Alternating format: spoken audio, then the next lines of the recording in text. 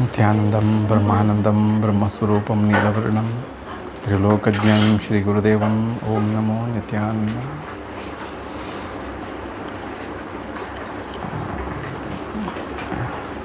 ನಮ್ಮ ಅಶೋಕ್ ಕೋಟ್ಯಾನವರ ಮನೆಯಲ್ಲಿ ಇವತ್ತು ನಮ್ಮ ಸಮಿತಿಯ ಅಧ್ಯಕ್ಷರಾದಂತಹ ರಾಜೇಶರ ಸೇವೆಯ ಭಾಗವಾಗಿ ಇವತ್ತು ಭಗವಂತನ ಭಜನೆ ನಡೆದಿದೆ.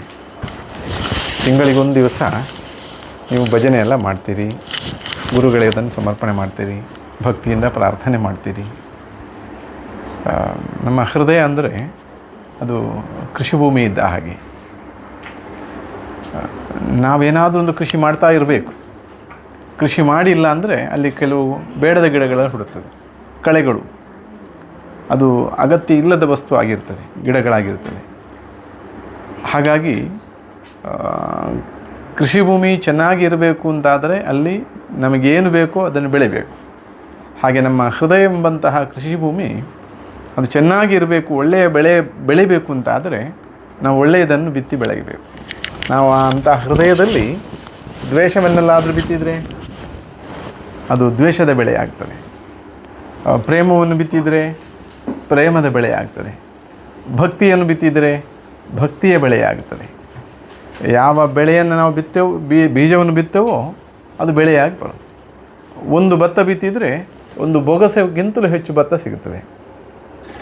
ನಾವು ನಮ್ಮ ಹೃದಯದಲ್ಲಿ ಭಗವಂತನ ಭಕ್ತಿ ಎಂಬ ಒಂದು ಸಣ್ಣ ಬೀಜ ಬಿತ್ತಿದರೆ ಸಾಕು, ಅದು ಬೊಗಸೆಗಿಂತ ಮೀರಿದ ಬೆಳೆ ನಮಗೆ ಬರ್ತದೆ.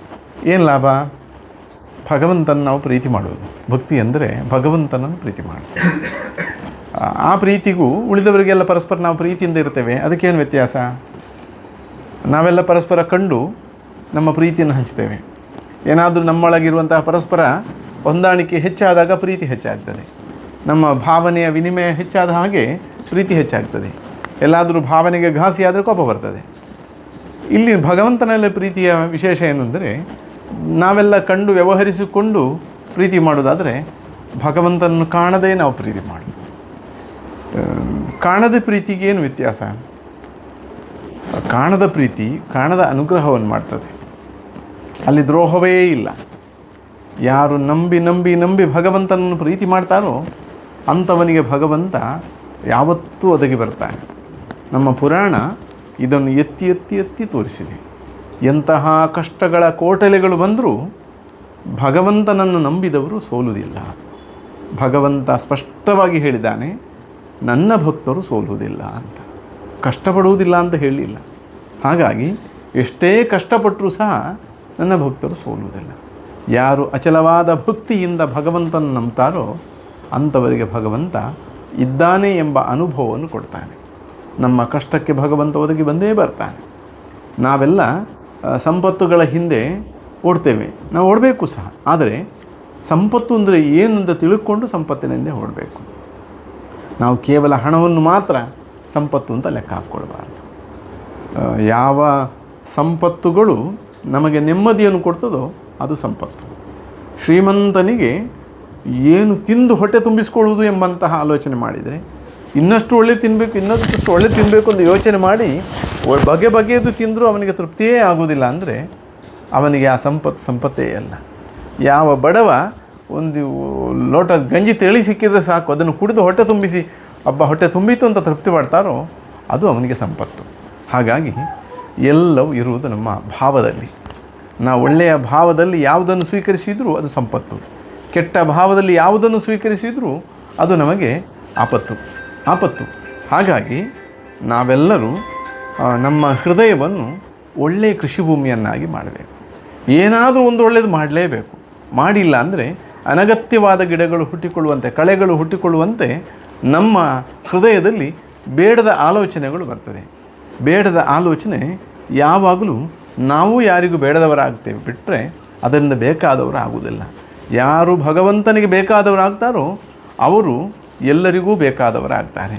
ಹಾಗಾಗಿ ಭಗವಂತನ ಅನುಗ್ರಹಕ್ಕೆ ಪಾತ್ರರಾದವರೇ ಎಲ್ಲರಿಗೂ ಬೇಕಾದವರಾದ ಕಾರಣ ನಾವು ಭಗವಂತನನ್ನು ಶ್ರದ್ಧೆಯಿಂದ ಭಕ್ತಿಯಿಂದ ನಾವು ನಂಬಲೇಬೇಕು. ನಂಬುವುದು ಅಂದರೆ ಅಂಥ ದೃಢತೆ ಬೇಕು ನಮ್ಮಲ್ಲಿ. ದ್ರೌಪದಿ ಕೃಷ್ಣ ಕೃಷ್ಣ ಕೃಷ್ಣ ಅಂತ ಕರೀತಾನೆ.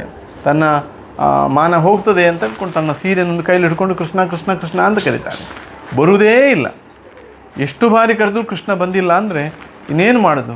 ಆ ದುಶ್ಯಾಸನ ಅಟ್ಟಹಾಸ ಹೆಚ್ಚಾಯಿತು, ಅವನ ಬಲ ಹೆಚ್ಚಿದೆ, ದುರ್ಬಲೆಯಾಗಿದ್ದಳು ಇವಳು, ಸ್ತ್ರೀ ಅಬಲೆಯಾಗಿದ್ದಳು. ಅವಳು ಇನ್ನು ತನ್ನ ಮಾನ ಹೋಯಿತು ಎಂಬ ಕೊನೆಗೆ ಇನ್ನೇನು ಮಾಡೋದು, ಇನ್ನು ಕೃಷ್ಣ ನೀನೇ ಅಂತ ತನ್ನ ಪ್ರಯತ್ನ ಬಿಟ್ಟುಬಿಡ್ತಾಳೆ. ತನ್ನ ಎಲ್ಲ ರೀತಿಯ ಶಕ್ತಿಯನ್ನು ಉಪಯೋಗಿಸಿ ಮಾಡಿದ ಪ್ರಯತ್ನವನ್ನು ಬಿಟ್ಟು ಎರಡೂ ಕೈಯಲ್ಲಿ ಯಾವಾಗ ಕೃಷ್ಣ ಅಂತ ಹೇಳಿದ್ರು ಆಗ ಕೃಷ್ಣ ಅಕ್ಷಯ ಸೀರೆಯನ್ನು ಕೊಡ್ತಾನೆ. ಅಷ್ಟರವರೆಗೆ ಯಾಕೆ ಬಂದಿಲ್ಲ ಅಂದಾಗ ನೀನು ನಿನ್ನ ಬಲದ ಮೇಲೆ ಸ್ವಲ್ಪ ನಂಬಿಕೆ ಇತ್ತು, ಅದನ್ನು ಬಿಟ್ಟು ಯಾವಾಗ ನಿನ್ನ ಬಲದ ಮೇಲೆ ನಿನ್ನ ನಂಬಿಕೆ ಹೋಗಿ ನನ್ನನ್ನೇ ನಿನ್ನ ಯಾವಾಗ ನಂಬಿದೆಯೋ ಆಗ ನಾನು ಬರಲೇಬೇಕಾಯಿತು ಅಂತ. ದೇವರು ಹಾಗೆ, ನಾವು 100ಕ್ಕೆ 100ರಷ್ಟು ದೇವರನ್ನು ನಂಬಿದರೆ ದೇವರಿಗೆ ಬರಲೇಬೇಕಾಗ್ತದೆ. ಇಲ್ಲ ಅಂದರೆ ದೇವರು ಬರುವುದಿಲ್ಲ. 99% ಅಂದರೆ ಬರುವುದೇ ಇಲ್ಲ. ನಾನು 99% ನಂಬಿದ್ದೇನೋ ಇಲ್ಲವೋ, ನನ್ನ ಭಕ್ತಿ 100% ಹೇಗೆ ಹೇಳುವುದು? 100% ಭಕ್ತಿಯ ಲಕ್ಷಣ ಏನು? ಭಗವಂತ ಏನೇ ಮಾಡಿದರೂ ಭಗವಂತನನ್ನು ನಂಬಿ ಗಟ್ಟಿ ಕೂತ್ಕೊಳ್ಳೋದು 100% ಭಕ್ತಿ. ಏನೇ ಕಷ್ಟ ಬರಲಿ ಭಗವಂತನ ಅಸ್ತಿತ್ವದ ಬಗ್ಗೆ ಸಂಶಯಿಸಲಿಕ್ಕಿಲ್ಲ. ಇದ್ದಾನೆ ಎಂಬುದನ್ನು ಗಟ್ಟಿಯಾಗಿಟ್ಟುಕೊಂಡವನು ಅದು 100% ಭಕ್ತಿ. ಏನಾದರೂ ಕಷ್ಟ ಬಂದಾಗ ನಾನು ಇಷ್ಟೆಲ್ಲ ಮಾಡಿದೆ, ನೀನು ಯಾಕೆ ನನಗೆ ಹೀಗೆ ಕೊಟ್ಟೆ ಅಂತ ಪ್ರಶ್ನೆ ಕೇಳಿದರೆ ಇಲ್ಲ, ಅದು 100% ಅಲ್ಲ. ಏನೋ ನೀನು ಬಯಸಿಕೊಂಡು ನನ್ನನ್ನು ಪ್ರೀತಿ ಮಾಡಿದೀಯಾ ಅಂತ. ನಿಷ್ಕಾಮ ಭಕ್ತಿ ಭಗವಂತನಿಗೆ ಇಷ್ಟ. ಆದ ಕಾರಣ ಆ ಭಗವಂತನನ್ನು ನಾವು ಆ ರೀತಿಯಲ್ಲಿ ನಂಬಬೇಕು. ಮತ್ತು ನಾವೆಲ್ಲ ಒಳ್ಳೆಯ ಉದ್ದೇಶವನ್ನು ಹೊಂದಿರೋ ಆಗಬೇಕು. ಒಳ್ಳೆಯ ಉದ್ದೇಶ ನಮ್ಮದು ಇರಬೇಕು ಅಂತ ಆದರೆ ನಮ್ಮ ಅಂತರಂಗ ಶುದ್ಧವಾಗಿರಬೇಕು. ಅಂತರಂಗ ಶುದ್ಧವಾಗಿರಬೇಕಾದ್ರೆ ಅಲ್ಲಿ ಭಗವಂತ ಇರಲೇಬೇಕು. ಯಾರ ಅಂತರಂಗದಲ್ಲಿ ಭಗವಂತನ ಭಕ್ತಿಯಿಂದ ಕೂಡಿದ ಪ್ರಭೆ ಇರ್ತದೋ, ಬೆಳಕಿದೆಯೋ, ಅಲ್ಲಿ ಎಲ್ಲವೂ ಸರಿಯಾಗಿ ಕಾಣ್ತದೆ. ಬೆಳಕಿಲ್ಲ ಅಂದರೆ ಕೆಲವೊಮ್ಮೆ ಹಗ್ಗವು ಹಾವಿನಂತೆ ಭ್ರಮಿಸಲ್ಪಡ್ತದೆ. ಯಾರೋ ಹಗ್ಗವನ್ನು ಕತ್ತಲೆಯಲ್ಲಿ ಮೆಟ್ಟಿದ್ರು, ಮೆಟ್ಟಿದ ಕೂಡಲೇ ಅದರ ತುದಿಯಲ್ಲಿ ಏನೋ ಸಣ್ಣ ಅಂತ ಈ ತೆಂಗಿನ ನಾರಿನದ್ದು ಒಳ್ಳೆ ಶಾರ್ಪ್ ಇರ್ತದೆ, ಸ್ವಲ್ಪ ಕಚ್ಚಿತು ಅಂತ ಎಲ್ಲ ತನಗೆ ತಲೆ ಸುತ್ತಲಿಕ್ಕೆ ಶುರುವಾಯಿತು. ಹಾವು ಕಚ್ಚಿತು ಅಂತ ಜೋರು ಬೊಬ್ಬೆ ಹಾಕ್ಕೊಂಡು ಅಲ್ಲಿ ಭೂಮಿಯಲ್ಲಿ ಬಿದ್ದು ಹೊರಳಾಡ್ತಾನೆ. ಇನ್ನೇನು ಸಾಯ್ತೇನೆ ಅಂತ ಅವನ ಲೆಕ್ಕಾಚಾರ. ಯಾವನೋ ಒಬ್ಬ ಬೊಬ್ಬೆ ಕೇಳಿಕೊಂಡು ಬಂದು ಅವನ ಲೈಟನ್ನು ಹರಿಸಿದಾಗ ಅದು ಹಗ್ಗ. ಹೇಳ್ತಾನೆ ಇದು ಹಾವಲ್ಲ ಹಗ್ಗ ಅಂತ. ಅಷ್ಟರೊಳಗೆ ವಿಷವು ವಿಷ ಇಳಿದೋಯ್ತು. ಆ ಹುಷಾರಾದ. ಹಾಗೆ ಇದು ಕತ್ತಲೆಯಲ್ಲಿ ನಾವು ಬದುಕುವುದು ಹೀಗೆ, ಹಗ್ಗವನ್ನು ಹಾವೆಂದು ಭ್ರಮಿಸಿ ಬದುಕುವುದು. ಬದುಕಲ್ಲಿ ಬಂದ ಅನೇಕ ಸಮಸ್ಯೆಗಳೆಲ್ಲ ಇದು ಮುಗಿದು ಹೋಯಿತು ನನ್ನದು ಅಂತ ಭ್ರಮೆಯಲ್ಲಿ ಒಳಗಾಗಿಬಿಡುತ್ತೇವೆ. ಆದರೆ ಯಾರು ಭಗವಂತನನ್ನು ಆ ಅಂತರಂಗದಲ್ಲಿ ತುಂಬಿಕೊಂಡಾಗ ಆ ಭಗವಂತನ ಬೆಳಕಿನಲ್ಲಿ ಯಾರು ಬದುಕುತ್ತಾರೋ, ಅನುಗ್ರಹದ ಬೆಳಕಿನಲ್ಲಿ ಯಾರು ಬದುಕ್ತಾರೋ ಅವರಿಗೆ ಯಾವತ್ತೂ ಸೋಲು ಬರುವುದೇ ಇಲ್ಲ. ಹಾಗಾಗಿ ಅಂತಹ ಭಗವಂತನ ಅನುಗ್ರಹಕ್ಕಾಗಿ ನೋಡಿ, ನಾವೆಲ್ಲ ನನಗೆ ಸುಖ ಕೊಡು, ನನಗೆ ನೆಮ್ಮದಿ ಕೊಡು, ನನಗೆ ಐಶ್ವರ್ಯ ಕೊಡು, ನನಗೆ ಆರೋಗ್ಯ ಕೊಡು ಅಂತ ನಾವು ಕೇಳ್ತೇವೆ. ಆದರೆ ಕುಂತಿ ಭಗವಂತನ ಅತ್ಯಂತ ದೊಡ್ಡ ಭಕ್ತಳು. ಅವಳು ಕೃಷ್ಣನಲ್ಲಿ ಏನು ಕೇಳಿದ್ರು ನೋಡಿ, ಕೃಷ್ಣ ಎಲ್ಲ ಅನುಗ್ರಹ ಮಾಡಿದ. ತನ್ನ ಮಕ್ಕಳಿಗೆ ಏನೇನು ಸವಾಲುಗಳು ಬಂತೋ ಆ ಎಲ್ಲ ಸವಾಲುಗಳಿಂದಲೂ ಕೃಷ್ಣ ಪಾರು ಮಾಡಿದ. ಆ ನಂತರ ಪಟ್ಟಾಭಿಷೇಕ ಆಯಿತು, ಯುದ್ಧ ಎಲ್ಲ ಮುಗಿದು ಪಾಂಡವರಿಗೆ ಗೆಲುವಾಯಿತು, ಇನ್ನೇನು ಪಟ್ಟಾಭಿಷೇಕವೆಲ್ಲ ಆಯಿತು. ಅವರಿಗೆ ಬೇಕಾದ ಅನುಗ್ರಹವನ್ನೆಲ್ಲ ಮಾಡುತ್ತಾ ಕೃಷ್ಣ ನನ್ನ ಕೆಲಸ ಆಯಿತು, ನಿಮಗೆಲ್ಲ ಬೇಕಾದ ವ್ಯವಸ್ಥೆ ಆಯಿತು, ನಿಮ್ಮ ಕಷ್ಟಗಳೆಲ್ಲ ಪರಿಹಾರ ಆಯಿತು, ನಾನಿನ್ನು ಹೊರಡ್ತೇನೆ ಅಂದ್ಕೊಂಡು ಹೊರಡ್ತಾನೆ. ಎಲ್ಲ ಪಾಂಡವರಿಗೂ ಅನುಗ್ರಹ ಮಾಡ್ತಾರೆ, ದ್ರೌಪದಿಗೆ ಅನುಗ್ರಹ ಮಾಡ್ತಾರೆ. ಕೊನೆಗೆ ತನ್ನ ಅಕ್ಕನಾದಂತಹ ಕುಂತಿಯ ಬಳಿಗೆ ಬಂದ ಅಕ್ಕನ ಕಾಲನ್ನು ಹಿಡಿದು ಹೇಳ್ತಾ, ಅಕ್ಕ ನನ್ನನ್ನು ಕಳಿಸಿಕೊಡು ಅಂತ. ಆಗ ಕುಂತಿ ಹೇಳಿದೆ, ಇಲ್ಲಿಗೆ ಹೊರಡ್ತಾ ಇದ್ದೀಯಾ? ನಾನಿನ್ನು ಹೊರಡ್ತೇನೆ, ನನ್ನ ಕೆಲಸ ಆಯಿತು ಅಂತ. ಎಲ್ಲರಿಗೆ ಅನುಗ್ರಹ ಮಾಡಿ ಆಗಿದೆ, ನೀನು ನನಗೆ ಆಶೀರ್ವಾದ ಮಾಡ್ಕೊ. ಆಗ ಕುಂತಿ ಹೇಳ್ತಾಳೆ, ನಾನು ಆಶೀರ್ವಾದ ಮಾಡೋದು ಹೌದು, ಆದರೆ ನೀನು ನನಗೆ ಅನುಗ್ರಹ ಮಾಡಬೇಕು. ನಿನಗೇನು ಬೇಕು? ನಾನು ಕೇಳಿದನ್ನು ಕೊಡಬೇಕು. ನೀನು ಇಷ್ಟರವರೆಗೆ ನೀನು ಕೊಟ್ಟಿದ್ದಿ, ಈಗ ಪುನಃ ನನಗೇನು ಕೊಡಬೇಕು? ಏನು ಕಳೆದು ಹೋದ ಕಷ್ಟಗಳೆಲ್ಲ ಮತ್ತೆ ಬರಲಿ ಅಂತ. ಇಷ್ಟು ಕಷ್ಟ ಬಂದದ್ದು ನಿನಗೆ ಸಾಕಾಗಲಿಲ್ವೇ? ಕಳೆದು ಹೋದ ಕಷ್ಟಗಳೆಲ್ಲ ಪುನಃ ಬರಬೇಕು ಅಂತ ಕೇಳ್ತಾ ಇದೆಯಲ್ಲ, ಯಾಕೆ ಅಂತ. ಆಗ ಕುಂತಿ ಹೇಳ್ತಾರೆ, ನೋಡು ಎಂತೆಲ್ಲ ಕಷ್ಟ ಬಂತು. ನನ್ನ ಮಕ್ಕಳಿಗೆ ವಿಷದ ಲಡ್ಡು ತಿನ್ನಿಸಿದ್ರು, ನನ್ನ ಮಕ್ಕಳನ್ನು ಇದಕ್ಕೆ ನೀರಿಗೆ ಹಾಕಿದರು, ಏನೇನು ಕಷ್ಟಗಳನ್ನೆಲ್ಲ ಕೊಟ್ಟರು, ಅರಗಿನ ಮನೇಲಿಟ್ಟರು, ರಾಜ್ಯವನ್ನು ಕೊಡದೆ ದ್ರೋಹ ಮಾಡಿದರು, ಯುದ್ಧ ಮತ್ತೆ ಪಗಡೆ ಆಡಿ ಮೋಸ ಮಾಡಿದರು. ಎಲ್ಲ ಕಡೆಗಳು ಏನೇನೇನೇನು ತುಂಬ ಕಷ್ಟಗಳ ಅನುಭವಿಸಿ ಕಾಡಿನಲ್ಲಿ ಬದುಕೋ ಪರಿಸ್ಥಿತಿ ಬಂತು, ಅಜ್ಞಾತವಾಸ ಬಂತು, ವನವಾಸ ಬಂತು. ಎಲ್ಲ ಸಂದರ್ಭದಲ್ಲಿಯೂ ನೀನಲ್ವೇ ನಮ್ಮನ್ನು ಪಾರು ಮಾಡಿದ್ದು. ಇಲ್ಲಾಂದರೆ ಯಾವತ್ತೇ ಅರಗಿನ ಮನೆಗೆ ಬೆಂಕಿ ಕೊಡುವಾಗ ನಾವು ಅಲ್ಲಿಂದ ತಪ್ಪಿಸ್ಕೊಳ್ಳಿಕ್ಕೆ ದಾರಿ ಕೊಟ್ಟವ ನೀನೇ ಅಲ್ವೇ? ಇಲ್ಲಾಂದರೆ ನಾವು ಆಗಲೇ ಹೆಣವಾಗಿ ಹೋಗ್ತಿದ್ದೆವು. ಎಲ್ಲ ಕಷ್ಟಗಳಲ್ಲಿ ನೀನು ಪಾರು ಮಾಡಿದ್ದಿ. ಆದರೆ ಈಗ ನೀನು ಹೋಗ್ತಾ ಇದೆಯಲ್ಲ, ಎಲ್ಲ ಸುಖ ಬಂದ ಕಾರಣ ಅಲ್ವಾ? ನೀನಿಲ್ಲದ ಸುಖ ನಮಗೆ ಬೇಡ ಅಂತ. ನೀನು ಬಿಟ್ಟು ಹೋಗೋದಾದರೆ ಈ ಸುಖ ನಮಗೆ ಬೇಡ. ನಾವೆಲ್ಲ ಏನು ಯೋಚನೆ ಮಾಡ್ತೇವೆ? ನೀನು ಬರದೆ ಕೂತ್ಕೋ, ಆದರೆ ನನಗೆ ಮಾತ್ರ ನಿನ್ನ ಅನುಗ್ರಹ ಬೇಕು, ನನಗೆ ಕಷ್ಟ ಬರಬಾರ್ದು ಅಂತ. ಕಷ್ಟ ಯಾಕೆ ಬರ್ತದೆ? ನಮಗೆ ಹಿಂದಿನ ಜನ್ಮವೂ ಇತ್ತು, ಅದರ ಹಿಂದೆ ಬಹಳ ಜನ್ಮಗಳನ್ನು ಕಳೆದು ಬಂದವರು, ಇನ್ನು ಮುಂದಿನ ಜನ್ಮವೂ ಇರಬಹುದು. ಈ ಜನ್ಮದಲ್ಲಿ ನಾವು ಮೋಕ್ಷ ಸಾಧನೆ ಮಾಡಿದ ಮುಂದಿನ ಜನ್ಮ ಇರುವುದಿಲ್ಲ. ನಾವೆಲ್ಲ ಲೌಕಿಕರಾಗಿ ಬದುಕಿದರೆ ಮುಂದಿನ ಜನ್ಮ ಕಟ್ಟಿಟ್ಟದ್ದು. ಆದರೆ ಆ ಹಿಂದಿನ ಜನ್ಮದಲ್ಲಿ ನಾವು ಏನು ಮಾಡಿದ್ದೇವೋ ಅದಕ್ಕೆ ಅನುಸರಿಸಿಕೊಂಡು ಈ ಜನ್ಮದಲ್ಲಿ ನಮಗೆ ಸುಖ ಮತ್ತು ದುಃಖ ಬರುವುದು. ಹಾಗಾದರೆ ಸುಖ ಮತ್ತು ದುಃಖ ಬರುವಾಗ ನಾವು ಅದರಿಂದ ಸುಖವನ್ನು ಅನುಭವಿಸುವುದಕ್ಕೆ ಸುಲಭ, ದುಃಖವನ್ನು ಅನುಭವಿಸಲಿಕ್ಕೆ ಸಾಧ್ಯವಾಗುವುದಿಲ್ಲ. ಏನು ಮಾಡಬಹುದು? ಅದಕ್ಕೆ ದೇವರಿದ್ದಾರೆ. ನಮ್ಮ ಕಷ್ಟ ಕಾಲದಲ್ಲಿ ದೇವರಿರ್ತಾರೆ. ನಾನು ಹಿಂದೆಯೂ ಸತ್ಸಂಗದಲ್ಲಿ ಹೇಳಿರ್ಬೋದು, ಒಬ್ಬ ಬಹಳ ದೊಡ್ಡ ಭಕ್ತ. ದೊಡ್ಡ ಭಕ್ತ ಅಂದರೆ ನಾವು ಹೇಳೋದು, ನಾನು ದೊಡ್ಡ ಭಕ್ತ ಅಂತ ಹೇಳಿಲ್ಲ. ದೊಡ್ಡ ಭಕ್ತ, ದೇವರನ್ನು ರಾತ್ರಿ ಹಗಲು ಬಹಳಷ್ಟು ನೆನಪಿಸ್ಕೊಂಡು ಬದುಕ್ತಿದ್ದ. ಒಂದು ದಿವಸ ಕನಸಿನಲ್ಲಿ ದೇವರು ಬಂದು ಕೇಳ್ದ, ನೀನು ಯಾವಾಗಲೂ ನನ್ನ ಭಕ್ತಿ ಮಾಡ್ತೀಯಲ್ಲ, ನಿನಗೇನು ಬೇಕು ಅಂತ. ನನಗಿನ್ನೇನು ಬೇಡ, ನನಗೆ ನೀನು ನನ್ನ ಜೊತೆಗಿದ್ದರೆ ಸಾಕು ಅಂತ. ನಾನು ನಿನ್ನ ಜೊತೆಗೇ ಇದ್ದೇನೆ ಅಂತ. ಆಗ ಭಕ್ತ ಹೇಳ್ತಾನೆ, ನಿನ್ನ ಜೊತೆಗಿದ್ದೀಯ ಅನ್ನೋ ಸತ್ಯ ನಾನು ನಂಬ್ತೇನೆ, ಆದರೆ ನನಗೆ ಒಂದು ಆಸೆ ಇದೆ, ನೀನು ನನ್ನ ಜೊತೆಗೆ ಹೆಜ್ಜೆ ಹಾಕಿದ್ದು ನನಗೆ ಕಾಣಬೇಕು ಅಂತ. ನಾನು ಹೆಜ್ಜೆ ಹಾಕುವಾಗ ನನ್ನ ಕಾಲಿನ ಗುರುತು ಕಾಣ್ತದಲ್ಲ, ಅದೇ ರೀತಿಯಲ್ಲಿ ನಿನ್ನ ಕಾಲಿನ ಗುರುತು ಕಾಣಬೇಕು ಅಂತ. ಆಗ ಭಗವಂತ ಆಯಿತು, ನಿನ್ನ ಇಚ್ಛೆಯನ್ನು ನಾನು ಈಡೇರಿಸ್ತೇನೆ ಅಂತ. ಮಾರನೇ ದಿವಸ ಅವ ನಡ್ಕೊಂಡು ಹೋಗ್ತಾ ಇರಬೇಕಿದ್ರೆ ಎಲ್ಲಿ ಅವನ ಕಾಲಿನ ಹೆಜ್ಜೆ ಗುರುತು ಇದೆಯೋ ಅದರ ಜೊತೆಗೆ ಭಗವಂತನ ಹೆಜ್ಜೆಯ ಗುರುತು ಇತ್ತು. ಅಂದರೆ ಇವನ 2 ಹೆಜ್ಜೆ ಇಡುವಾಗ 4 ಹೆಜ್ಜೆಯ ಗುರುತು ಕಾಣ್ತಿತ್ತು. ಅವನಿಗೆ ಬಹಳ ಸಂತೋಷ, ದೇವರು ನನ್ನೊಟ್ಟಿಗೆ ಹೆಜ್ಜೆ ಇಟ್ಟುಕೊಂಡು ಬರ್ತಾನೆ ಅಂತ. ನಿಜವಾಗಿ ದೇವರು ಮೊದಲು ಇರಲಿಲ್ವೇ? ದೇವರಿದ್ದರು, ಆದರೆ ಅವನ ಪ್ರಾರ್ಥನೆಗೆ ದೇವರು ಅನುಗ್ರಹಿಸಿ ಆ ಗುರುತು ಕಾಣಿಸಿದ್ದು. ಹೀಗೆ ಬಹಳ ದಿನಗಳು ಹೋಗ್ತಾನೆ. ಯಾವತ್ತಾದರೂ ಅವನಿಗೆ ನೆನಪಾಗುವಾಗ ತಿರುಗಿ ನೋಡುವಾಗ 2 ಹೆಜ್ಜೆಯ ಜೊತೆಗೆ 2 ಹೆಜ್ಜೆ 4 ಹೆಜ್ಜೆ ಗುರುತುಗಳು ಕಾಣ್ತಿತ್ತು. ಬಹಳ ಸಂತೋಷದಲ್ಲಿ ಕಾಲ ಕಳೀತಿದ್ದ. ಒಂದಿಷ್ಟು ಕಾಲಗಳು ಕಳೆಯಿತು. ಅವನ ಗ್ರಹಚಾರವಶಾತ್ ಅವನಿಗೆ ಕಷ್ಟಗಳು ಬರಲಿಕ್ಕೆ ಶುರುವಾಯಿತು. ಬಹಳಷ್ಟು ಸವಾಲುಗಳು ಅವನ ಬದುಕಿನಲ್ಲಿ ಎದುರಿಸಬೇಕಾಯಿತು. ಅವ ತಿರುಗಿ ನೋಡುವಾಗ ಆಗ 4 ಹೆಜ್ಜೆ ಗುರುತು ಇಲ್ಲ, 2 ಹೆಜ್ಜೆ ಗುರುತು. ಅವನಿಗೆ ಆಶ್ಚರ್ಯ ಆಯಿತು. ನನ್ನ ಕಷ್ಟಕಾಲದಲ್ಲಿ ದೇವರು ನನ್ನನ್ನು ಬಿಟ್ಟು ಹೋದರೋ ಅಥವಾ ದೇವರು ಬಿಟ್ಟು ಹೋದ ಕಾರಣ ನನಗೆ ಕಷ್ಟ ಬಂತೋ ಅಂತ ಚಿಂತೆ ಆಯಿತು ಅವನಿಗೆ. ಅವನು ಬಹಳಷ್ಟು ಮನಸ್ಸಲ್ಲಿ ಸಂಕಟ ಪಡ್ತಾನೆ. ದಿನಾ ತಿರುಗಿ ನೋಡ್ತಾನೆ, ಇವತ್ತಿದ್ದಾನ ಅಂತ. ಯಾವಾಗಲೂ ನೋಡುವಾಗ 4 ಹೆಜ್ಜೆ ಗುರುತು ಇಲ್ಲ, 2 ಹೆಜ್ಜೆ ಗುರುತು. ಅಯ್ಯೋ ಭಗವಂತ ನನ್ನನ್ನು ಬಿಟ್ಟುಬಿಟ್ಟ ಅಂತ ದುಃಖ ಪಡ್ತಾ ಇದ್ದ. ಬಹಳ ಸಮಯಗಳು ಕಳೆಯಿತು. ಅವನ ಗ್ರಹಚಾರಗಳೆಲ್ಲ ಶುದ್ಧವಾಯಿತು. ಅವನಿಗೆ ಪುನಃ ಸೌಕರ್ಯ ಸುಖಗಳೆಲ್ಲವೂ ಬಂತು. ಮೊದಲಿನ ಹಾಗೆ ಎಲ್ಲ ಸಂಪತ್ತುಗಳು ಬಂತು. ಆವಾಗ ತಿರುಗಿ ನೋಡಬೇಕಾದ್ರೆ 4 ಹೆಜ್ಜೆ ಗುರುತು ಕಾಣ್ತದೆ. ಅರೇ, ಭಗವಂತ ಯಾಕೆ ಹೀಗೆ ಮಾಡಿದ? ನಾನು ಕಷ್ಟದಲ್ಲಿರುವಾಗ 2 ಹೆಜ್ಜೆ ಗುರುತು, ನಾನು ಸುಖದಲ್ಲಿರುವಾಗ 4 ಹೆಜ್ಜೆ ಗುರುತು ಕಾಣ್ತಾ ಉಂಟು. ಇದೇನು ಭಗವಂತ ಯಾಕೆ ಹೀಗೆ ಮಾಡಿದ ಅಂತ ದಿನ ದೇವರೇ ನೀನು ಯಾಕೆ ಹೀಗೆ ಮಾಡಿದಿ ಅಂತ ಕೇಳ್ತಾ ಇದ್ದ. ಒಂದು ದಿವಸ ಕನಸಿನಲ್ಲಿ ದೇವರು ಪುನಃ ಬಂದರು. ಏನು ನಿನಗೆ ಸಂಶಯ ಅಂತ. ಹಾಗೆ ಹೇಳ್ತಾನೆ, ಅಲ್ಲ ನೋಡಿ, ಇಂಥ ಅನುಭವ ಆಯಿತು, ಇದಕ್ಕೇನು ಕಾರಣ ಅಂತ. ಆಗ ಭಗವಂತ, ನೀನು ತಪ್ಪಾಗಿ ನನ್ನನ್ನು ತಿಳ್ಕೊಂಡಿದ್ಯಾ. ಏನು? ನೀನು ಸುಖವಾಗಿರುವಾಗ ನಿನ್ನ ಹಿಂದೆನೇ ನಾನು ಬಂದೆ. ನೀನು ಹೇಳಿದಿ ನಿನ್ನ ಹಿಂದೆ ನಾನು ಬರಬೇಕು ಅಂತ, ನಾನು ಬಂದಿದ್ದೇನೆ. ನೀನು ಕಷ್ಟದಲ್ಲಿರುವಾಗ ನಿನ್ನ ಹಿಂದೆಯಿಂದ ಬರಲಿಕ್ಕೆ ನನಗೆ ಸಾಧ್ಯ ಆಗಲಿಲ್ಲ, ಮತ್ತು ಬಿಟ್ಟು ಹೋದ್ಯಾ? ಅಲ್ಲ, ನೀನು ಎಂತಹ ಕಷ್ಟಪಡ್ತಾ ಇದ್ದಿ. ನೀನು ಕಷ್ಟಪಟ್ಟ ಎದ್ದು ಬಿದ್ದು ಹೋಗ್ತಾ ಇರುವಾಗ ನನಗೆ ದುಃಖ ಆಯಿತು. ಅದಕ್ಕೆ ನಾನೇನು ಮಾಡಿದೆ? ನೀನು ಕಷ್ಟಪಟ್ಟು ನಡೆಯೋದು ಬೇಡ ಅಂತ ನಿನ್ನನ್ನು ಎತ್ತಿ ನಾನು ನಡೆದೆ. ಯಾರಾದರೂ ಎತ್ತಿ ನಡೆದರೆ ಅವರ ಹೆಜ್ಜೆ ಬರ್ತದಾ? ಯಾರ ಹೆಜ್ಜೆ ಆಗಿದ್ರೆ ಅಲ್ಲಿ ಕಂಡದ್ದು? ಆ 2 ಹೆಜ್ಜೆ ಕಂಡದ್ದು ಭಗವಂತನದ್ದು.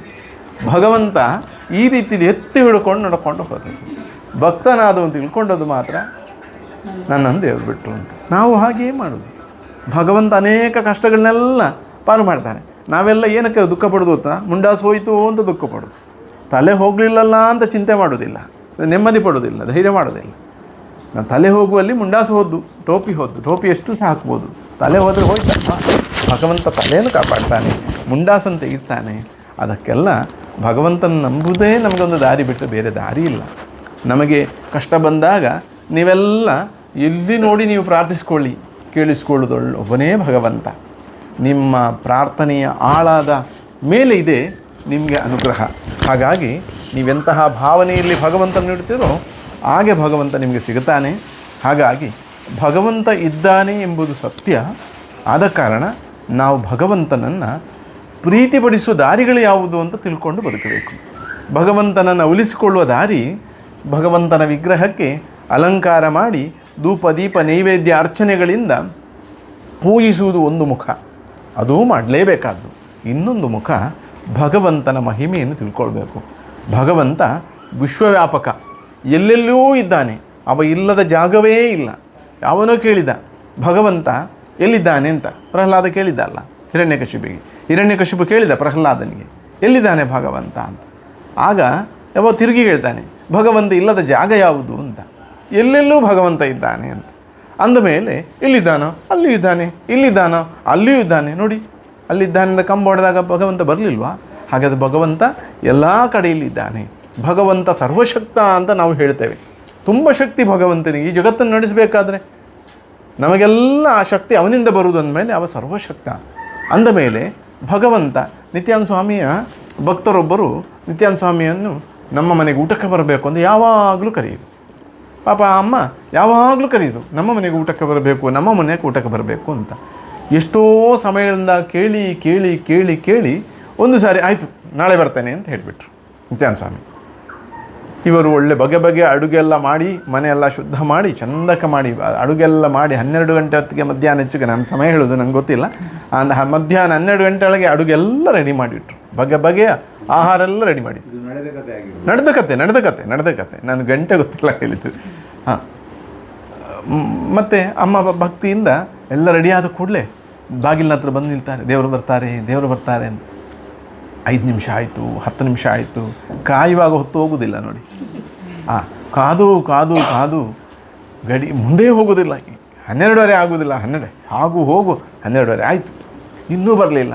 ಕಾಯ್ತಾ 1 ಗಂಟೆ ಆಯಿತು. ಅವಳು ಎಲ್ಲ ಬರೆದು ಕಾಣ್ತಾ ಅಂತ ಹೀಗೆ ನೋಡ್ತಾ ಅವಳಿಗೆ ಗೊತ್ತಿಲ್ಲದಾಗ ಒಂದೊಂದೇ ಹೆಜ್ಜೆ ಮುಂದೆ ಹೋಗಿ ಮನೆ ಗೇಟ್ನಲ್ಲಿವರೆಗೆ ಹೋದಳು. ಅವಳು ರೋಡಿಗೆ ಹೋದಳು.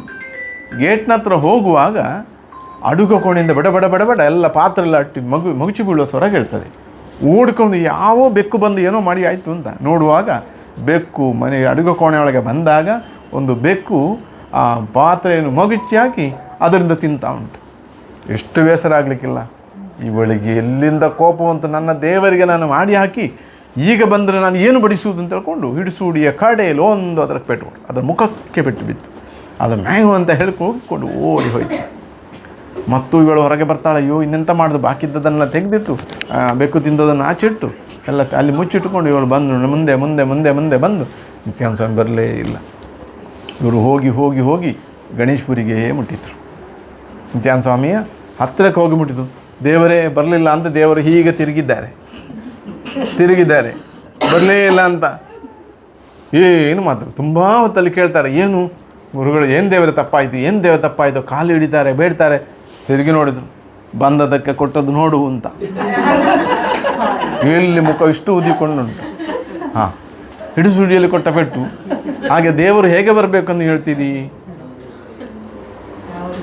ದೇವರು ಯಾವ ರೂಪದಲ್ಲಿಯೂ ಬರ್ತಾರೆ ನೋಡಿ. ದೇವರು ನನ್ನ ರೂಪದಲ್ಲಿಯೂ ಬರ್ಬೋದು, ನನ್ನ ರೂಪದಲ್ಲಿ ಮಾತ್ರ ಅಲ್ಲ, ನಿಮ್ಮ ರೂಪದಲ್ಲಿಯೂ ದೇವರು ಬರ್ಬೋದು, ಇಲ್ಲಿರುವ ಯಾರ ರೂಪದಲ್ಲಿಯೂ ದೇವರು ಬರ್ಬೋದು.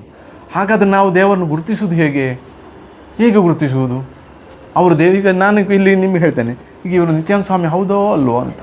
ಹಾಗೆ ಅವರು ಹೌದೋ ಅಲ್ವೋ, ಯಾರು ನಿತ್ಯಾನಂದ ಸ್ವಾಮಿ ಹೌದೋ ಅಲ್ವೋ?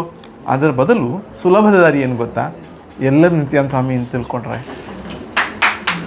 ನಾವೆಲ್ಲರೊಳಗೂ ನಿತ್ಯಾನಂದ ಸ್ವಾಮಿ ಇದ್ದಾರೆ ಅಂತ ತಿಳ್ಕೊಂಡ್ರೆ, ಹಾಗೆ ನಾವು ಎಲ್ಲರನ್ನ ಅಷ್ಟೇ ಗೌರವದಿಂದ ಪ್ರೀತಿಯಿಂದ ಕಂಡ್ರೆ ನೋಡಿ, ಎಲ್ಲರೊಳಗೆ ನಿತ್ಯಾನಂದ ಸ್ವಾಮಿ ಇದ್ದಾರೆ. ಹಾಂ, ಎಲ್ಲರಲ್ಲಿಯೂ ನಿತ್ಯಾನಂದ ಸ್ವಾಮಿ ಇದ್ದಾರೆ. ಅವನು ಸಂತೋಷಪಡಿಸೋದು ಹೇಗೆ ನೋಡಿ? ಅವ್ರನ್ನ ಪ್ರೀತಿ ಮಾಡಬೇಕು, ಅವ್ರಿಗೆ ಒಳ್ಳೆಯದನ್ನು ತಿನ್ನಿಸಬೇಕು, ಅವ್ರಿಗೆ ಒಳ್ಳೆ ಮಾತನ್ನು ಹೇಳಬೇಕು, ಅವರನ್ನು ಮರ್ಯಾದೆ ಕೊಡಬೇಕು, ಗೌರವಿಸಬೇಕು, ಎಲ್ಲಿಯೂ ತುಚ್ಛವಾಗಿ ಕಾಣಬಾರ್ದು, ಎಲ್ಲಿಯೂ ನೋಯಿಸಬಾರ್ದು. ಹೀಗೆ ಮಾಡಿದಾಗ ನಮಗೆ ಸ್ವರ್ಗ ನೋಡಿ, ನಾವು ಸತ್ತ ಮೇಲಲ್ವ ಸ್ವರ್ಗಕ್ಕೆ ಹೋಗೋದು ನಮ್ಮ ಲೆಕ್ಕಾಚಾರ. ನಾವೆಲ್ಲರೂ ನಗುವ ಇಲ್ಲೇ ಸ್ವರ್ಗ ಅಲ್ವಾ? ನಾವೆಲ್ಲ ನಗುವುದೇ ಸ್ವರ್ಗ, ಅಳುವುದೇ ನರಕ. ಹಾಗಾಗಿ ನಾವು ಒಳ್ಳೆಯ ಸ್ವರ್ಗವನ್ನು ನಿರ್ಮಾಣ ಮಾಡಬೇಕು. ಈ ಭಜನೆಯ ಹೆಸರಿನಲ್ಲಿ ನಾವು ಮಾಡಲಿಕ್ಕೆ ಹೊರಟದ್ದು ಇದು. ವಿನಃ ನಿಮ್ಮ ರಾಗ ಮೇಳ ತಾಳ ಭಾವ ಎಲ್ಲ ಸೇರಿಕೊಂಡು ಹಾರ್ಮೋನಿಯಂ ಮೃದಂಗ ತಬಲ ಇದೆಲ್ಲ ಇಟ್ಟುಕೊಂಡು ಆರ್ಕೆಸ್ಟ್ರಾ ಅಲ್ಲ ಇದು, ಭಗವಂತನ ಭಕ್ತಿಯ ಸ್ಮರಣೆ. ಹಾಗಾಗಿ ಎಲ್ಲಿ ಭಗವಂತನ ಸ್ಮರಣೆ ಆಗ್ತದೋ ಅಲ್ಲಿ ಭಗವಂತ ಇದ್ದೇ ಇರ್ತಾನೆ. ಹಾಗಾಗಿ ನಾವು ಇವತ್ತು ಇಲ್ಲಿ ಭಗವಂತನ ಕಾಣ್ತಾ ಇದ್ದೇವೆ ನೋಡಿ. ನಮಗೆ ಸಂತೋಷ ಪಡಲಿಕ್ಕೆ ಒಂದು ದಾರಿ ಇಷ್ಟೇ, ಎಲ್ಲೆಲ್ಲಿ ಭಗವಂತನಿದ್ದಾನೋ ಅಲ್ಲೆಲ್ಲಿ ಭಗವಂತನ ನೋಡಿ ಆರಾಧಿಸುವುದು.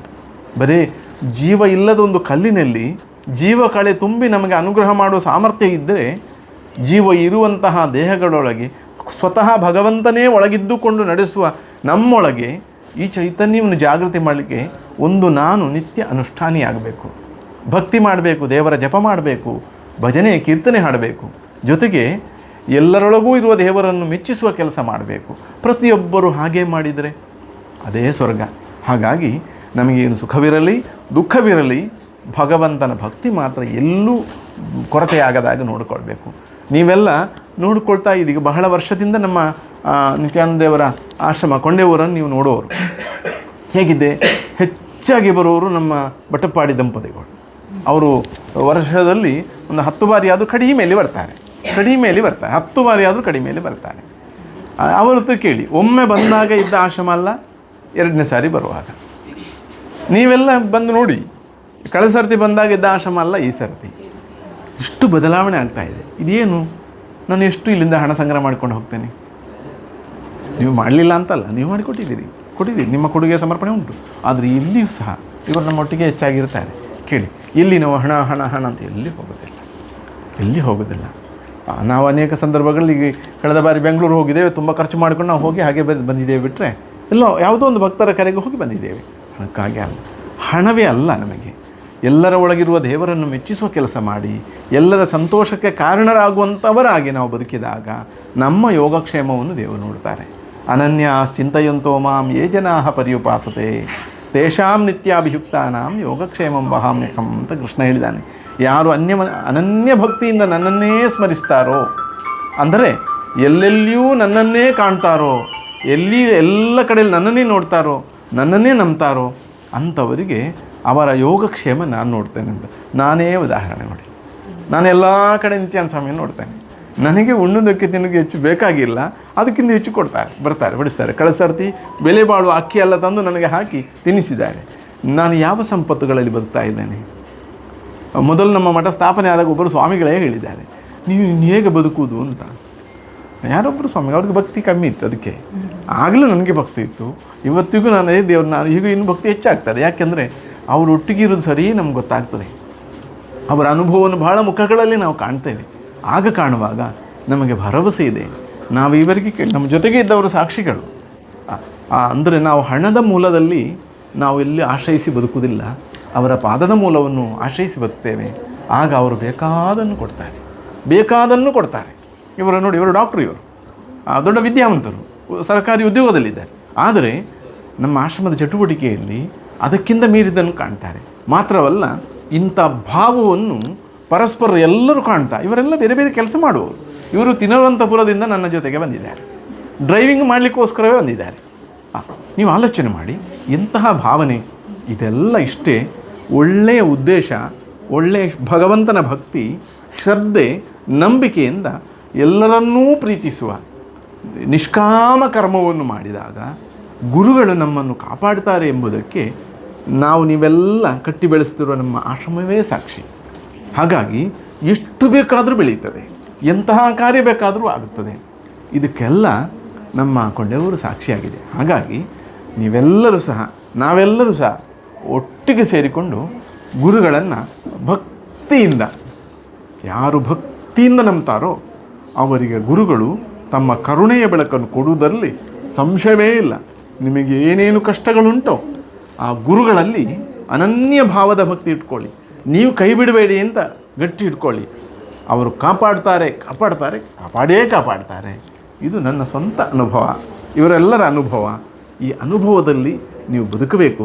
ನಿಮ್ಮ ಆಪತ್ತು ಕಾಲದಲ್ಲಿ ಅವರು ಕೈ ಹಿಡಿತಾರೆ, ನಡೆಸ್ತಾರೆ. ನಿಮಗೇನು ಸಮಸ್ಯೆಗಳು ಪೂರ್ವಜನ್ಮದ ಪ್ರಾರಬ್ಧ, ಅದನ್ನು ಎದುರಿಸಲೇಬೇಕು. ಆದರೆ ಬೀಳದಂತೆ ಹಿಡಲಿಕ್ಕೆ ಬೇಕಲ್ಲ, ಅದು ಗುರುಗಳು ನಮ್ಮನ್ನು ಹಿಡಿತಾರೆ. ನಾನು ಸಹ ಬಹಳ ಸವಾಲುಗಳನ್ನ ಎದುರಿಸ್ತೇನೆ, ಇಲ್ಲ ಅಂತ ಹೇಳೋದಿಲ್ಲ. ನೋಡಿ, ಗೋಶಾಲೆ ಕೆಲಸಕ್ಕೆ ಹೊರಟಿದ್ದೇನೆ, ಇನ್ನೂ ಯಾರ್ದೋ ಒಂದು ಉಪದ್ರವದಿಂದ ಸವಾಲಾಗಿ ಅಲ್ಲಿ ನಿಂತಿದೆ. ಆದರೆ ಯಾರು ಒಳ್ಳೆಯ ಉದ್ದೇಶದಲ್ಲಿ ಹೊರಡ್ತಾರೋ ಅವರಿಗೆ ಶಾಪ ಸಿಕ್ಕಿದ್ದು ವರವೇ. ನಮಗೆ ಒಳ್ಳೆಯದೇ ಆದ್ದು, ನಮಗೆ ಒಳ್ಳೆಯದೇ ಆದ್ದು. ಆ ಹೆಸರು ಅದು ನಡೆದಿಲ್ವೋ, ಇನ್ನು ಅದಕ್ಕಿಂತ 4-6 ಯೋಜನೆಗಳು ನಡೆದೋಯ್ತು. ಎಲ್ಲ ಕೆಲಸಗಳು ನಡೀತಾ ಇದೆ. ಹಾಗಾಗಿ ನಾವು ನೀವೆಲ್ಲ ಒಂದು ಒಳ್ಳೆಯ ಧರ್ಮವನ್ನು ಅನುಸರಿಸುವ. ಧರ್ಮೋ ರಕ್ಷತಿ ರಕ್ಷಿತಃ. ಧರ್ಮವನ್ನು ರಕ್ಷಿಸಿದರೆ ಆ ಧರ್ಮ ನಮ್ಮನ್ನು ರಕ್ಷಿಸ್ತದೆ. ಹಾಗಾಗಿ ದೇವರ ಮೂರ್ತಿ ಪೂಜೆ, ಭಜನೆ, ಅರ್ಚನೆ, ಸೇವೆ, ಹರಕೆ ಇದೆಲ್ಲ ಒಂದು ಮುಖದ ಭಕ್ತಿ, ಅದೂ ಬೇಕು. ಅದರ ಜೊತೆಗೆ ಇನ್ನೊಂದು ಭಕ್ತಿ, ಜೀವರಾಶಿಗಳನ್ನು ಪ್ರೀತಿ ಮಾಡೋದು, ಜನಗಳನ್ನು ಅತ್ಯಂತ ಪ್ರೀತಿ ಗೌರವದಿಂದ ಕಾಣುವುದು. ಇದಿಷ್ಟನ್ನು ಮಾಡಬೇಕು. ಈ ಜನಗಳನ್ನು ಪ್ರೀತಿಯಿಂದ ಕಾಣುವ ಜೊತೆಗೆ ಇನ್ನೊಂದು ನಾವು ಮಾಡಬೇಕಾದ ಅಗತ್ಯವಾದ ಕೆಲಸ ಏನು ಅಂದರೆ, ನಾವು ಯಾವ ಭೂಮಿಯಲ್ಲಿ ಬದುಕುತ್ತೇವೋ ಅದೇ ಭೂಮಿಯಲ್ಲಿ ನೋಡಿ ಮುದ್ದು ಮಕ್ಕಳು ಇನ್ನೊಂದು ಮುಂದೆ ದೊಡ್ಡದಾಗಿ ಬದುಕಲಿಕ್ಕುಂಟು. ಇಂತಹ 1000 ಕೋಟ್ಯಂತರ ಮಕ್ಕಳು ಈ ಭೂಮಿಯಲ್ಲಿ ಬದುಕಲಿಕ್ಕಿರುವುದು. ಇಂತಹ ಮಕ್ಕಳಿಗೆ ನಮ್ಮ ಈ ಭೂಮಿಯನ್ನು ಸುರಕ್ಷಿತವಾಗಿಟ್ಟು ಕೊಡಬೇಕು. ಎಷ್ಟೋ ವಿಜ್ಞಾನ ಮುಂದುವರಿತಾ ಉಂಟು, ದೊಡ್ಡ ದೊಡ್ಡ ಆಸ್ಪತ್ರೆಗಳು, ಸಂಶೋಧನೆಗಳು ಬಂತು. ಆದರೆ ಎಲ್ಲ ಕಡೆ ಹೌಸ್ಫುಲ್ ವಿನಃ ಎಲ್ಲೂ ಆಸ್ಪತ್ರೆ ಹೆಚ್ಚಾಗಿ ವ್ಯಾಪಾರ ಇಲ್ಲ ಅಂತ ಆಗಿಯೇ ಇಲ್ಲ. ಅಂದರೆ ಏನು? ಸಂಶೋಧನೆಗಳು ಎಷ್ಟೇ ಬರಲಿ ಹೊಸ ಹೊಸ ರೋಗ ಹುಟ್ಟಿಕೊಳ್ತಾ ಇದೆ. ಇದರ ಅರ್ಥ ಪರಿಹಾರ ಇದಲ್ಲ. ಪರಿಹಾರ ನಾವು ಭಗವಂತನ ನಂಬುವ ಜೊತೆಗೆ ಈ ಪ್ರಕೃತಿಯ ಸಂರಕ್ಷಣೆಯೂ ಮಾಡಬೇಕು. ಪ್ರಕೃತಿಯ ಸಂರಕ್ಷಣೆ ಮಾಡಬೇಕು. ನಾವಿವತ್ತು ಈ ಫ್ಲ್ಯಾಟ್ ನಮ್ಮದು ಅಂತ ಹೇಳ್ತೇವೆ, ನಮ್ಮ ಕಾಲ ನಂತರ ಅದು ಇನ್ಯಾರೋ ನಮ್ಮದು ಅಂತ ಹೇಳ್ತಾರೆ. ಹಿಂದೆ ಇದು ಯಾರೋ ಯಾರ್ದೋ ಅಂತ ಹೇಳ್ತಿದ್ರು, ಮುಂದೆ ಯಾರೋ ಯಾರ್ದೋ ಅಂತ ಹೇಳ್ತಾರೆ.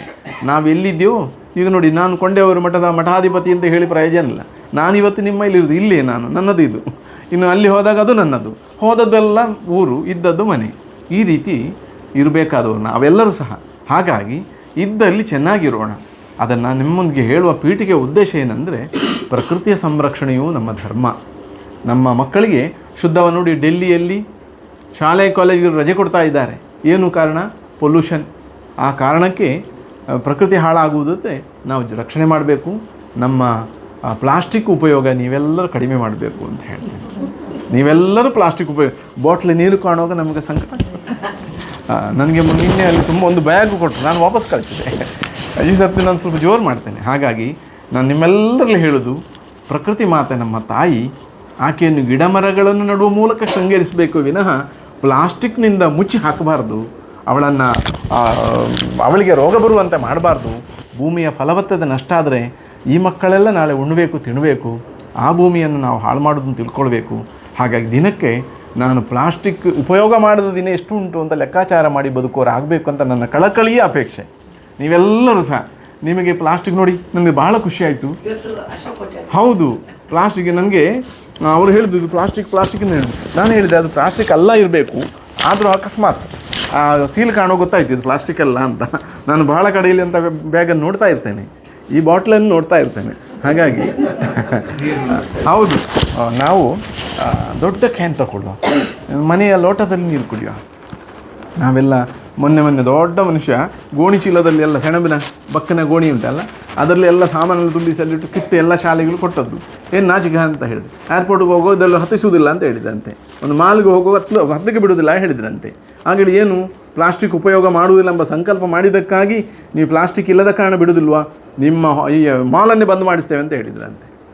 ಈ ರೀತಿ ಶಬ್ದ ಎತ್ತುವವರಾಗಬೇಕು. ಪ್ರಕೃತಿ ಸಂರಕ್ಷಣೆ ಹೊಣೆ ನಮ್ಮದು, ಆಕೆ ನಮ್ಮ ತಾಯಿ. ಆದ ಕಾರಣ ನಾವು ದಿನದಿಂದ ದಿನಕ್ಕೆ ಪ್ಲಾಸ್ಟಿಕ್ಕನ್ನು ಕಡಿಮೆ ಮಾಡಬೇಕು. ಮತ್ತು ಪ್ಲಾಸ್ಟಿಕ್ ಅಲ್ಲದ ವಸ್ತುಗಳು ನಮ್ಮ ಮನಸ್ಸಿದ್ದು ಸಿಗ್ತದೆ, ನನಗೆ ಸಿಗ್ತಾ ಉಂಟು. ನಾನು ತುಂಬ ತಂದೆ ಇಲ್ಲುಂಟು ಬಿಡಿ ಪ್ಲಾಸ್ಟಿಕ್. ಎಲ್ಲಾದರೂ ನೀವು ಪ್ಲಾಸ್ಟಿಕ್ ಕೊಟ್ಟರೆ, ಪ್ಲಾಸ್ಟಿಕ್ ಅಲ್ಲದು ಕೊಟ್ಟು ನಿಮ್ಗೆ ಅಷ್ಟಾದರೂ ನೋಡಿ. ಈಗ ನಮ್ಮ ಊರಿನ ಪಕ್ಕದಲ್ಲಿ ಜಾತ್ರೆ, ನಾವು ಈ ಕಡೆ ಹೊರಟ ಮೇಲೆ ಜಾತ್ರೆ ಶುರುವಾದ್ದು. ಆದರೆ ಸಂತಡ್ಕ ಜಾತ್ರೆ ಶುರುವಾದ್ದು 20 ತಾರೀಕಿಗೆ ನಾವು ಈ ಕಡೆ ಬಂದಿದ್ದೇವೆ, ಅಲ್ಲಿ ಜಾತ್ರೆ ಶುರುವಾಗಿದೆ. 20 ತಾರೀಕಿಗೆ ನಾವು ನನಗೆ ಪ್ಲಾಸ್ಟಿಕ್ ಅಲ್ಲದ ಬ್ಯಾಗ್ ಕೊಟ್ಟದ್ದನ್ನು ನಾನು ಅಲ್ಲಿಗೆ ಕಳಿಸಿದ್ದೇನೆ. 1000 ಪ್ಲಾಸ್ಟಿಕ್ ಬ್ಯಾಗ್ ಅಲ್ಲಿ ಜಾತ್ರೆಯಲ್ಲಿ ಮುಗೀತದೆ. ದೊಡ್ಡ ಪ್ಲಾಸ್ಟಿಕ್, ಸಣ್ಣ ಬ್ಯಾಗ್ 1000, 2000 ಪ್ಲಾಸ್ಟಿಕ್ ಬ್ಯಾಗ್ ಮೊನ್ನೆ ಖರ್ಚಾಗಲಿಲ್ಲ. ಎಷ್ಟು ದೊಡ್ಡ ಕೊಡುಗೆ! ದೇವರು ನನಗೆ ಎಷ್ಟು ಅನುಗ್ರಹ ಮಾಡ್ಯಾರು, ನನಗೆ ಅಲ್ಲ, ಅದು ಆ ಕೆಲಸ ಮಾಡಿದವರಿಗೆ. ಹಾಗಾಗಿ ನೀವೆಲ್ಲ ಸಹ ಇದನ್ನು ತುಂಬ ಎಚ್ಚರದಿಂದ ಪಾಲಿಸಬೇಕು ಎಂಬ ಅಪೇಕ್ಷೆಯೊಂದಿಗೆ ಇವತ್ತು ಇಲ್ಲಿ ಸಂಕೀರ್ತನೆ ನಡೆದೆ. ಈ ಮನೆಗೂ, ನಮ್ಮ ಕೋಟ್ಯಾನವರಿಗೂ, ಅವರ ಕುಟುಂಬಕ್ಕೂ, ಅವರ ಮೊಮ್ಮಗನಿಗೆ ಎಲ್ಲರಿಗೂ ಭಗವಂತ ಅನುಗ್ರಹ ಆಗಲಿ. ಹಾಗೆ ನಮ್ಮ ರಾಜೇಶ್ವರ ಸೇವೆ ಮಾಡಿದ ಸೇವೆಗೆ ಒಳ್ಳೆ ಫಲ ಸಿಗಲಿ. ಇಂಥ ಸತ್ಕಾರ್ಯದಲ್ಲಿ ಭಾಗವಹಿಸಿದ ಎಲ್ಲ ಭಕ್ತರಿಗೂ ಗುರುಗಳ ಪೂರ್ಣ ಕಟಾಕ್ಷ ಉಂಟಾಗಲಿ, ಎಲ್ಲರ ಮನಸ್ಸಂಕಲ್ಪ ಸಿದ್ಧಿಸಲಿ ಅಂತ ನಾವು ಪ್ರಾರ್ಥಿಸ್ತೇವೆ. ಹೌದು ಹೌದು ಹೌದು, ನಾವು ಪ್ರಾರ್ಥನೆ ಮಾಡಿದ್ದೇವೆ. ನಾರಾಯಣ ಒಳ್ಳೆಯದಾಗಲಿ. ನಾರಾಯಣ ಬೇಡ